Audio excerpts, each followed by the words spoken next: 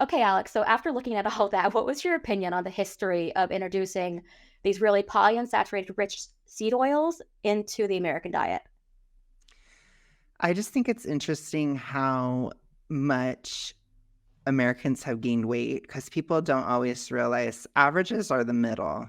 That's the middle person. So that means people who were already fat back in the 70s are now mega fat.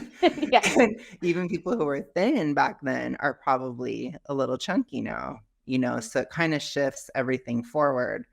And I don't think, because I think it's bad enough that nowadays people would probably see, oh, a BMI of 29, that's not that bad. But by historical standards, that's really bad. Oh, So definitely.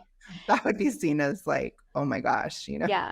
And to everybody who's listening right now, you need to understand that Alex and I are still technically fat. Yeah, we've Oh, lost a mega. lot. We've lost a lot of weight, but we're coming at this from the perspective of people who are actually still obese. Yes, we've lost weight. We're getting down to that hopefully soon not obese level, Right. but it's I don't want anyone to think about this podcast as, skinny people who've never been fat hating on fat Yes. people. This is fat people criticizing the reason why people became fat. Yes. And this is fat people who finally figured it out.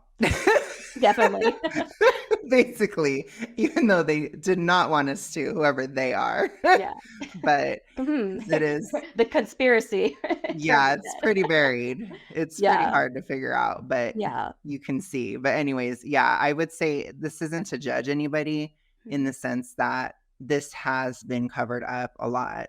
Mhm. They don't, and this is very sacrosanct in the scientific community. Like if you were to say to most people, even most doctors or even most pharmacists or whatever today, anybody from that's was born in the year 1980 to 1995, they are going to tell you saturated fat is bad. What do you mean? What do you mean? I think anybody outside of that group, there might be some like older people who remember having butter and it's like they're still alive now, it was Oh, yeah. fine. And then younger people, I don't know, they just don't care about their health. But I think that group in particular, there's such a, this is like a holy tenet. Mhm. And I don't think that science should be religious like this, but it Yeah. is. It's horrible. Yeah. I think it's interesting that you brought up that younger people don't really care about their health. I agree with you, a lot don't. But I think what's even more concerning is the young people who do care about their health often do not do the correct thing to help their health. They are following these guidelines that we're going to pull up and discuss in a second and kind of look at the history of these guidelines and they're following advice that's ultimately not making them healthier. No. And Yeah. there's been a lot of comments on especially Gen Z looking older. And I think it's because, in a large part, the seed oil consumption, it has been rising exponentially. And our generation was the first to be hit with it from basically toddlerhood. So we are deep, deep within it. And Gen Z is even worse because we're getting, which we'll see when we look at the guidelines, but we're getting to where it's so much. They are pushing for you to have so much, like Yeah. practically making it a food group. Oh, That yes, has, definitely. I would 100% agree. And I would also go as far to add that one of the reasons we were hit so hard with it is because of how it was implemented into school lunch system.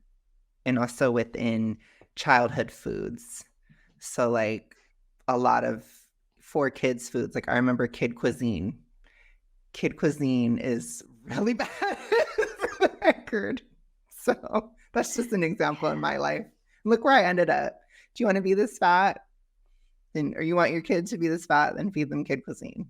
This is what happens when Alex gets sassy.